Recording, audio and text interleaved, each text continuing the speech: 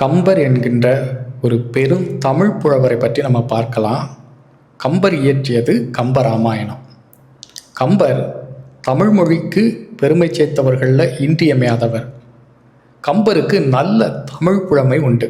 அது அவருடைய கம்பராமாயணத்தில் வெளிப்படுகிறது. நிறைய பழந்தமிழ் சொற்களை தன்னுடைய கம்பராமாயணத்தில் மிகுதியாக திறம்பட அழகுற கம்பர் பயன்படுத்தியிருக்கின்றார். அவர் வடமொழி சொற்களையும் பயன்படுத்தியிருக்கின்றார் கம்பராமாயணத்தில். கம்பராமாயணத்தில் இருக்கக்கூடிய அந்த பழந்தமிழ் சொற்களை எல்லாம் எடுத்து தமிழுக்கென்று ஒரு தனி தமிழ் அகராதியை நம்ம உண்டு பண்ணலாம். அத்தகைய சொற்களை அவர் அழகுற பயன்படுத்தியிருக்கின்றார் கம்பர். கம்பர் வாழ்ந்தது 12ஆம் நூற்றாண்டு என்று கருதப்படுகிறது. அதாவது பிற்கால சோழ பேரரசு காலத்தில் தான் இவர் வாழ்ந்திருக்கிறார். ஒட்டக்கூத்தர் இவருடைய காலத்தை சார்ந்த புலவர் அப்படின்னு சொல்லப்படுகிறது. இவருடைய காலத்தில் குலோத்துங்க சோழன் சோழ நாட்டை ஆட்சி செய்திருக்கின்றார். இவருடைய காலத்தில் தான் கம்பர் கம்பராமாயணத்தை இயற்றியிருக்கின்றார். தமிழ்நாட்டில் கம்பராமாயணத்தை 2 விதமாக பயிலுபவர்கள் இருக்கின்றார்கள்.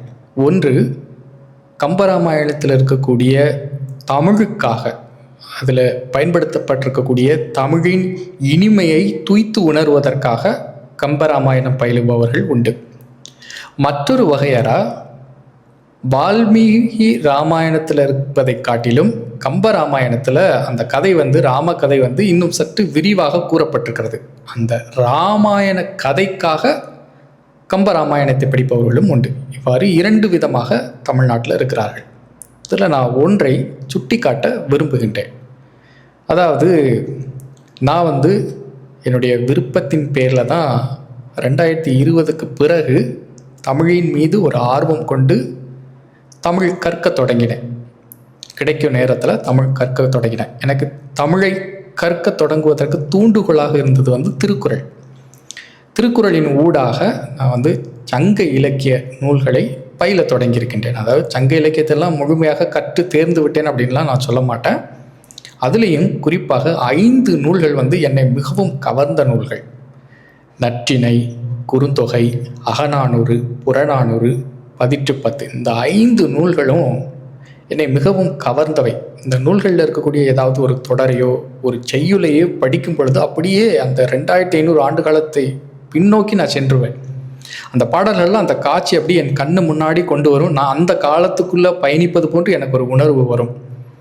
இந்த 5 சங்க இலக்கிய நூல்களும் திருக்குறளும் தொல்காப்பியமும் எனக்கு கண்ணு மாதிரிங்க. இது போக நான் கிடைக்கிற நேரத்தில் சமய நூல்களையும் அவ்வப்போது வாசிப்பதுண்டு. அவ்வாறு நான் மிகவும் பயின்று ஈர்க்கப்பட்ட ஒரு நூல் தான் கம்பராமாயணம். கம்பராமாயணத்தில் இருக்கக்கூடிய பாடல்கள் ஊடாக கம்பர் நம்மளை கட்டி போட்டு விடுவார். அவ்வளவு அழகான பாடல்கள். தமிழ்நாட்டில் தமிழ், சமஸ்கிருதம் அப்படின்னு இந்த 2 வகையராக இருக்கிறாங்க. தமிழை விரும்பக்கூடியவர்கள். நான் தமிழை மிகுதியாக விரும்பக்கூடியவன். அதற்காக சமஸ்கிருதத்தை வெறுப்பவன் அல்ல. தமிழ்நாட்டில் 2 வகை இருக்கிறார்கள். தமிழை மிகுதியாக விரும்பக்கூடியவர்கள். அதில் ஒரு பிரிவினர் அந்த மொழியை எல்லாவற்றிலும் மிகைப்படுத்தி கூறக்கூடியவர்களும் இருக்கிறார்கள். அதே போன்று தமிழ்நாட்டில் இருந்தாலும் சமஸ்கிருதத்தை மட்டும் விரும்பக்கூடியவர்கள், அதையும் மிகைப்படுத்தி கூறக்கூடியவர்கள். அந்த 2 மொழியாளர்களையும் அந்த மொழியை நேசிக்கக்கூடியவர்கள், அந்த மொழியில் இருக்கக்கூடிய கருத்துக்களை சற்று மிகைப்படுத்தி கூறக்கூடியவர்கள் இருக்கிறார்கள். இப்போ சிலர் தங்களுடைய வாய்க்கு வந்ததையெல்லாம் கூறக்கூடியவர்களும் இருக்கிறார்கள். இப்போ ஆங்கிலத்தில் மோட்டார் அப்படின்னு ஒரு சொல் இருக்கிறது, ஸ்க்ரூ அப்படின்னு ஒரு சொல் இருக்கிறது. இதெல்லாம் தமிழ் சொல் தான் அப்படின்னு சொல்லி அதை மிகைப்படுத்தி நிறுவக்கூடியவர்களும் இருக்கிறார்கள் தமிழில். அதே போன்று சமஸ்கிருதத்திலையும் இருக்கிறார்கள். நான் அண்மையில் ஒரு காணொளி காண நேரிட்டது. வட இந்திய ஒரு சாமியார் தான். அவர் அந்த ராமாயண கதைகளை, பாகவத கதைகளை சொல்லக்கூடியவர். அவர் கூறும்போது ஒரு கருத்தை சொல்லுகின்றார். ஆஸ்திரேலியா அப்படிங்கிற பேர் எப்படி வந்தது தெரியுமா அப்படின்னு அவர் சொல்கிறார். எப்படி வந்தது அப்படின்னா, இலங்கையில் ராமனுக்கும் ராவணனுக்கும் போர் நிகழ்ந்தது. போர் முடிந்தது. போர் முடிந்த உடனே அந்த போர் செய்யப்பட்டதற்கு நிறைய அஸ்திரங்கள், போர்க்கருவிகள் பயன்படுத்தப்பட்டதாம். அதை எல்லாவற்றையும் அவர்கள் எடுத்து அந்த அஸ்திரங்களை, போர்க்கருவிகளை கொண்டு ஒரு தீவில் வைத்தார்களாம். அஸ்திரங்களை உடைய தீவான். அதனால் ஆஸ்திரேலியா அப்படிங்கிறது தான் ஆஸ்திரேலியா அப்படின்னு மாறியது அப்படின்னு அவர் சொல்கிறார். இதெல்லாம் ஒரு சற்று மிகைப்படுத்தப்பட்ட செய்தி. இப்படி மிகைப்படுத்தப்பட்டவர்கள் தமிழ்நாட்டிலையும் இருக்கிறாங்க, 2 மொழிகளுக்குள்ளேயும் இருக்கிறாங்க. எனக்கு தமிழ் தவிர சில இந்திய மொழிகளும் ஓரளவு தெரியும். இப்போ தமிழில் நிறைய தனிச்சிறப்பு இருக்கே அப்படின்னு சொல்லிட்டு சில நேரங்களில் சில மொழிகளோடு ஒப்பிட்டு கூறுவதுண்டு. சமஸ்கிருதத்தோடு ஒப்பிட்டு தமிழின் தனிச்சிறப்பையும் கூறுவது உண்டு. அப்படி நம்ம கூறினோம் அப்படின்னா 2 தரப்புகளிடமும் சில நேரங்களில் நாம் பெரும்பாடுபட வேண்டியதாக இருக்கிறது. இவ்வாறு முரண்பட்ட மனிதர்கள் தமிழ்நாட்டில் நிறைய இருக்கிறார்கள். அந்த ஒரு கருத்தை நான் சுட்டிக்காட்ட விரும்புகின்றேன். இந்த கம்பராமாயணத்தோடு கம்பராமாயணத்தை நான் எப்படி படிக்க தொடங்கினேன் அப்படின்னா, இணையத்தில் தமிழ் தொடர்பாக ஏதோ ஒரு குறிப்பு தேடிக்கொண்டிருந்தேன். அப்போ அது கம்பராமாயண பாடலில் இருப்பதாக அறிந்து அந்த கம்பராமாயண பாடல்களை அப்படி ஒன்றன் பின் ஒன்றாக இணையத்தில் தேடிக்கொண்டிருந்தேன். அப்போ தான் அந்த கைகேயி சூழ்ச்சி படலம் என்கின்ற ஒரு பகுதி வந்தது. அதில் ஒரு பாடல் பட்டுன்னு என் கண்ணில் பட்டது. பாடலை ஒரு முறை பயின்றதுமே அழகாக இருந்தது. மறுமுறை அதை பொருளுணர்ந்து படித்த உடனே அந்த காட்சி அமைப்புகளோடு ஒன்றிட்டேன். முதலாவது தமிழ், 2வது கம்பர் காட்டுகின்ற அந்த காட்சி அமைப்பு. தொடர்ந்து 7 நாட்கள் உறங்குவதற்கு முன்பு வரை அந்த கைகை சூழ்ச்சி படலத்தை தொடர்ந்து பயின்று கொண்டே வந்தேன். எனக்கு அந்த கம்பருடைய அந்த காட்சி அமைப்பு தமிழ்லேருந்து மீளவே முடியலைங்க. உண்மையிலே ஒரு அழகான ஒரு அனுபவம். அது என்ன பாடல் அப்படின்னா, முதல்ல அந்த காட்சியை சொல்கிறேன் பாருங்கள். கைகேயி தன்னுடைய மகனான பரதனுக்கு ஆட்சி கிடைக்கணும் அப்படிங்கிறதுக்காக அழுது தன்னுடைய கை வளையல்களை எல்லாம் உடைத்து போடுறான். தன்னுடைய கூந்தலை தலைவிரி கோலமாக மாற்றுறான். கீழே அப்படி குப்புறப்படுத்து கிடந்து அழுது கொண்டு இருக்கிறான். தசரதன் இரவில் அவளுடைய அறைக்கு வருகிறான். கதவை திறக்கிறான். சற்று தொலைவில் கைகை தலைவிரி கோலமாக கீழே குப்புறப்படுத்து கொண்டு அழுது கொண்டு இருக்கிறான். இவன் அப்படி பார்த்த உடனே சிந்திக்கிறான், என்ன ஆச்சு இவளுக்கு அப்படின்னு. அவன் தன்னுடைய முகம் பாட அவளை நோக்கி போகிறான். போய் அவளை எடுக்கிறான். அது எப்படின்னா, யானையினுடைய துதிக்கையை பார்த்துருப்பான். அது சற்று நீளமாக இருக்கும். அதை தடக்கை அப்படின்னு சொல்லுவாங்க. அதுபோன்று தசரதனுடைய கையும் நீளமான கையாம். ஒரு யானை தன்னுடைய நீளமான துதிக்கையால் கீழே கிடக்கிற ஒரு மானை எடுப்பது போன்று இந்த கைகையை தன்னுடைய நீளமான கைகள் கொண்டு அப்படி கீழேருந்து அப்படி கட்டி அணைத்து எடுத்தான் அப்படின்னு அந்த காட்சி.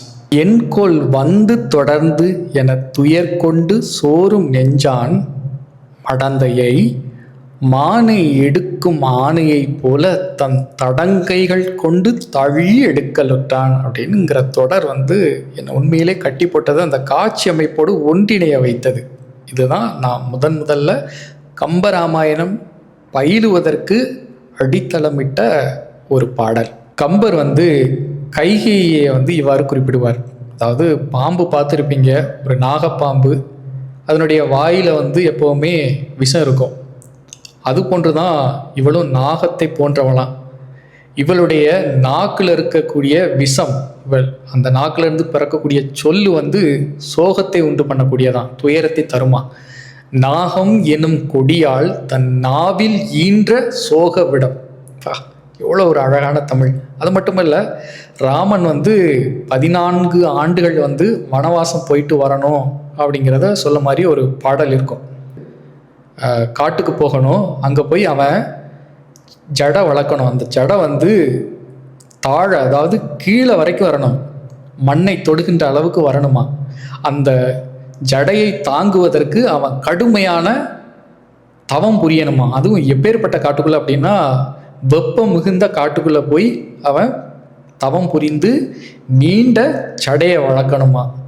வளர்த்து புண்ணிய நதிகளினுடைய துறைகளில் நீராடி 14 ஆண்டுகள் கழித்து இங்கே வரணும் அப்படின்னு சொல்கிற மாதிரி ஒரு பாட்டு. ஆழிச்சூல் உலகமெல்லாம் பரதனே ஆள நீ போய் தாழ் இரும் சடைகள் தாங்கி தாங்க அருந்தவம் மேற்கொண்டு பூழி வெங்கானம் நன்னி புண்ணிய துறைகள் ஆடி 7 ஆண்டில் வா என்று இயம்பினாள். கம்பராமாயணம் மிக எளிமையாக தான் இருக்குது. நான் முழுமையாக கற்கலை. நான் கற்ற வரையில் இந்த கைகை சூழ்ச்சி படலை என்னை அப்படியே உண்மையில் கட்டி போட்டது அப்படின்னு தான் சொல்லணும். ஒவ்வொரு காட்சி அமைப்போடும் நம்மளை அப்படியே ஒன்றிணைத்து கூட்டிகிட்டு போவார் கம்பர். நீங்கள் தமிழ் கற்க விருப்பப்படுகிறீங்க அப்படின்னா கம்பராமாயணத்திலேருந்து தொடங்கலாம். எதுகை மோனையோடு மிக எளிமையான பாடல்கள், காட்சியமைப்போடும் தமிழோடும் நீங்கள் ஒன்றிணைவீங்க. நிறைய சொற்களுக்கு உங்களால் பொருள் காண முடியும். அதனூடாக நீங்கள் திருக்குறளுக்கு வரலாம். அதனூடாக நம்ம சங்க இலக்கியங்களையும் கற்பதற்கு எளிமையாக இருக்கும். கம்பராமாயணம் தமிழராக பிறந்திருக்கீங்க, தமிழ் உங்களுக்கு தெரியும் அப்படின்னா கண்டிப்பாக பயிலுங்க. குறைந்தது தமிழுக்காகவாது பயின்று பாருங்கள். அதனுடைய தமிழ் சுவையை ஒவ்வொருவரும் பருகணும் அப்படின்னு நான் கேட்டுக்கொள்கின்றேன். இந்த காணொளி உங்களுக்கு விருப்பமான காணொலினா மற்றவர்களுக்கு பகிர்ந்து கொடுங்க. முதல் முறையாக என்னுடைய சேனலை பார்க்குறீங்கன்னா நிறைய தலைப்பின் கீழ் பல காணொலிகளை வெளியிட்டிருக்கிறேன். அவற்றை கண்டு பயனடைமாறு அன்போடு கேட்டுக்கொள்கிறேன். மீண்டும் சந்திப்போம். நன்றி.